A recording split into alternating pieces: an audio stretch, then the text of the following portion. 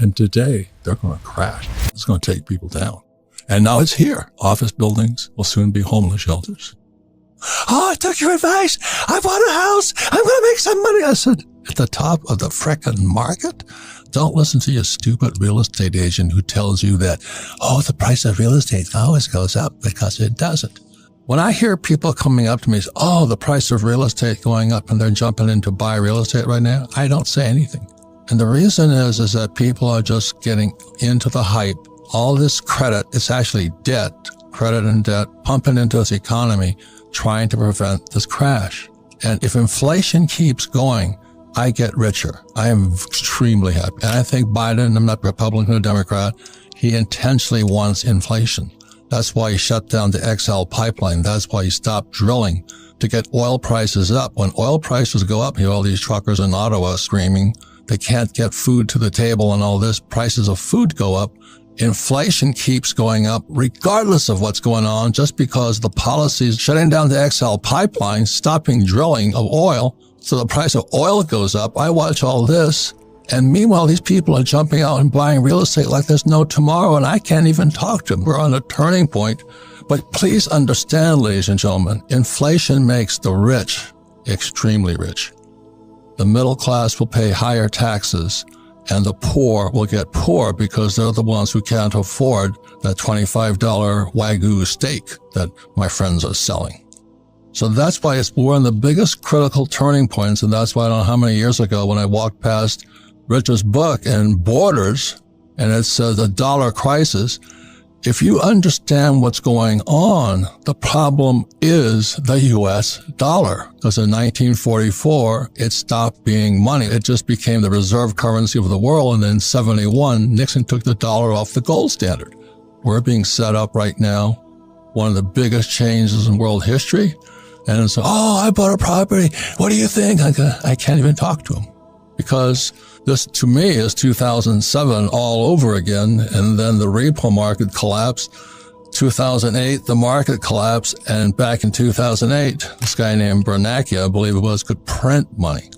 And this is where we are today. You've got to wake up, ladies and gentlemen, because otherwise you're just this stupid little hog just driving to slaughter.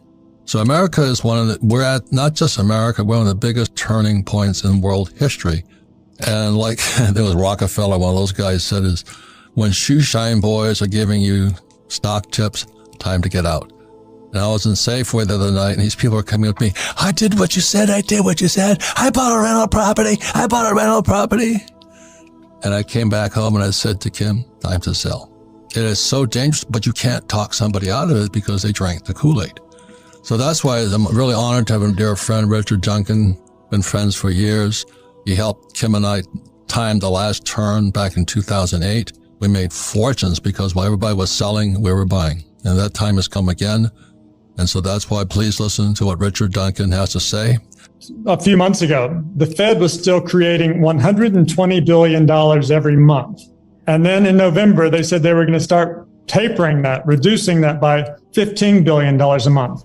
But the very next month in December, they said they're going to double that and reduce it by $30 billion a month. And that meant that it's going to come to a complete stop. The money printing is going to end totally early next month. No more printing next month. No more printing. And then the real blow came. They started letting it be known that they were planning to do the opposite.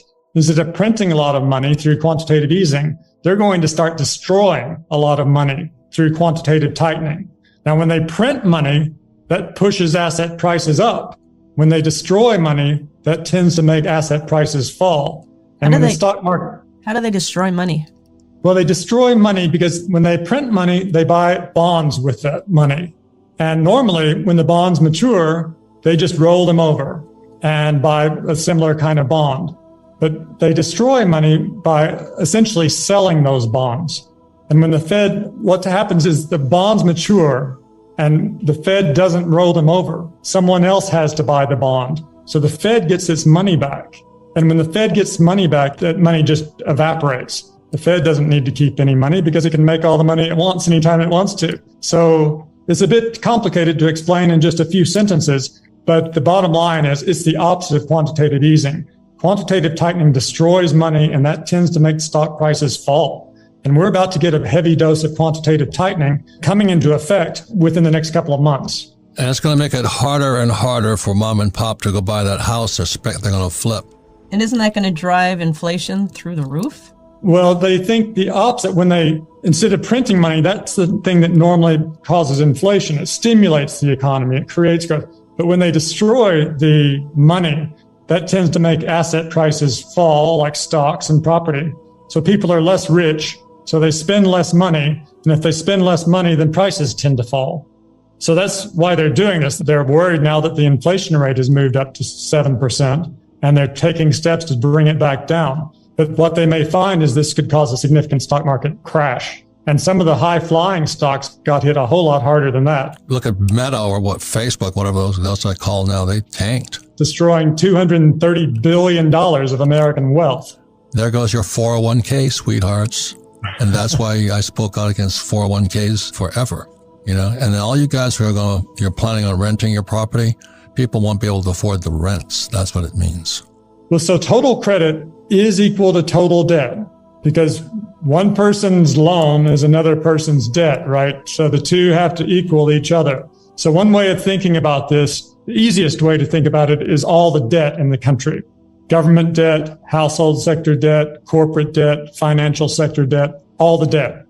It first went through $1 trillion in 1964 when I was 4 years old. Now it's $90 trillion, from 1 trillion to 90 trillion during my lifetime.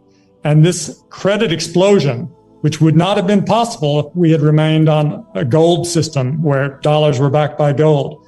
But this explosion of credit has transformed the world. Wait, Richard, hang on. You're speaking like an economist again. Credit is what the Fed and the Treasury allow people to get to the big banks like Wells Fargo and all that. And that credit then allows the banks to send out debt. So then corporations and individuals come in and they take credit and they turn it into debt, but it's the same thing. So by creating credit, debt could explode. Am I correct on that or incorrect? No, I think you put that exactly right. Yeah, credit's not a word people use. They use credit card, but they think about debt, their household debt. So that's what I'm saying. We don't teach economists. We teach everyday mom and pop who is trying to speculate on their 401k or their house. The reason I tend to use credit is because I say this system that we have now is not capitalism, it's creditism. Yes. Creditism sounds better than debtism. I tried that. Creditism works better. Capitalism to creditism. Because credit growth drives economic growth now. We're dependent on it. Yeah, what Richard is saying is the way America grew was because we produced products. Now we don't produce products. They create credit or debt. Am I correct on that one? That's right. Instead of our economy being driven by investment and savings as it used to be, it's now driven by credit creation and consumption, and more credit creation and consumption. And that's been great. The problem is it requires credit growth to survive. If credit contracts, we have a depression. And that has made us dependent now on government borrowing and government spending to keep us out of depression. So if you're going to buy, I don't know how many people, I took your advice.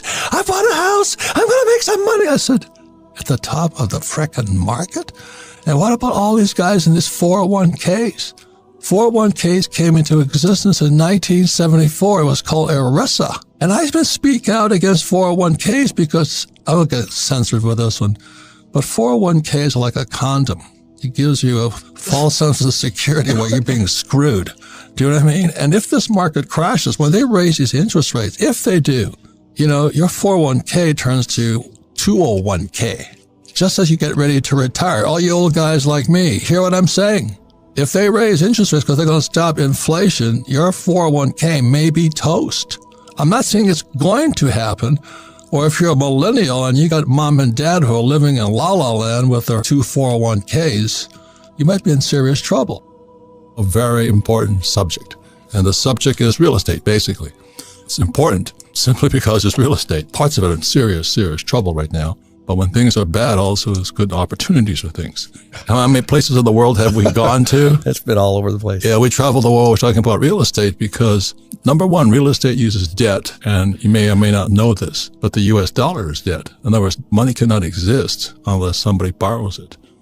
And so all these guys, our friend Dave Ramsey always says, live debt free. I go, you got to be crazy. But I want to back Dave up. If you don't know how to handle debt, definitely live debt free. Right, Kenny? Yes, that's right. I agree. If you don't know what money is and how to use it, right, then he's right on. I met Dave at a restaurant up the street here, and he's a great guy. And his advice for most people is cut up your credit cards, get out of debt and all this. But Kenny, what's happening in the real estate market today as interest rates go up and all this stuff? I just heard Richard Fisher, the Dallas Fed chairman, he said a unit, I could be wrong on the numbers, 3,500 units. One apartment complex went down. Well, that's a lot of property. And Blackstone defaulted on debt in New York on a set of buildings. I call it, we're in the first inning. And I'm afraid it's going to get worse. You don't have to be afraid about that. It's happening already. It's definitely happening. The issue this year and next year is going to be what we call maturing debt. Debt that's maturing. Another thing to understand is different types of real estate. Some of the worst properties are the darlings called office buildings. Everybody thought, I'm going to own an office building in Manhattan and all this. And today, they're going to crash. It's going to take people down. I just read an article today, Robert, that the cities and counties are actually throwing money at developers to convert office buildings into apartments. They already know that those buildings, those office buildings, are going to be eyesores at some point. I was a student of Dr. R. Buckminster Fuller. We call him the friendly genius. John Denver called him the grandfather of the future. He's a futurist. And years ago in the 80s, I heard him say office buildings will someday be homes for homeless people. I went, what? That was sacrilegious for me back then. And now it's here. That's quite a prediction, too. That was how long ago was that, 50 years? 50 years ago. I'm listening to this guy. He says office buildings will soon be homeless shelters. And you look at the number of homeless is exploding. I don't want to be an owner of a homeless shelter, as you know. It's either going to be the worst of times for real estate or the best of times, right? The reason living debt-free makes no sense simply because the fiat currency called the US dollar, the yen, the peso, the euro, they're debt. They're instruments of debt. Like a bond is an instrument of debt. And that's why Dave Ramsey saying living debt-free, it kind of goes contraindicative. How can that be if it's debt? But the good thing about debt is it's debt. And on top of that, the more debt you use, the less tax you pay. It's not obvious to a lot of people. Just do what the Fed's doing. Yeah. It's the strangest markets. We're in serious, world economy is in serious trouble, but it's also a great opportunity time. We use debt all the time, 100% debt. And I tell you, it is a game of debt. We're borrowing at less than inflation. So that's when we talk about money, that's how you do it. And a good thing, too, is the amateurs are now floating to the surface, as they say. I feel terrible for people because people come up to me and they go, oh, I took your advice. I bought real estate. I'm going, holy moly. Real estate's not like a stock. You don't just buy real estate like you buy Apple. The difference is if you buy Apple stock, and let's say it's $10 and it goes down to $6, you can get out of it really quickly. But with real estate, it's not that liquid, and that's why you've got to be smarter. And why I cringe when people say, oh, I just jumped into real estate. I'm going, oh my God, that's like jumping off a moving train or something. So much is going on in real estate. What happens is guys like you, or I would say anybody over 50 has seen it. They've seen the cycles. They've felt the pain if they made it. But a lot of people are pretty delusional about, and it has been for years, next year's going to be better than last year. It's just not the case. No. What happened since 2008, they kept lowering interest rates, and the whole world economy went into a bubble. Correct. It was a real estate bubble, a bond bubble, and a stock bubble. And so everything got inflated, but as they started to lower interest rates in 2020, or raise interest rates in 2020, a lot of those bubbles are bursting. So it's good news and bad news.